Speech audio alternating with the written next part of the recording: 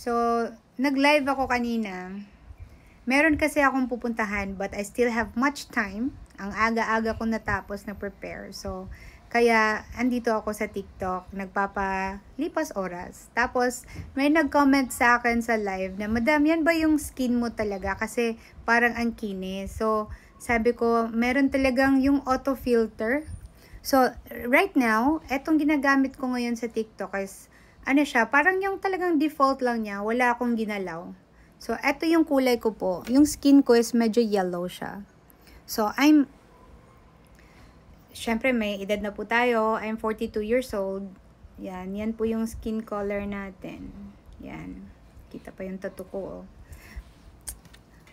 Medyo sobrang kinis lang tingnan kapag siguro pag nagla-live kasi wala kasi akong pimple. So pag wala kang pimple, parang smooth talaga tingnan. So yan po, and I do have some freckles. Yan, my freckles. And then I do have anong tawag dito, wrinkle. Yan. Ganyan lang siya.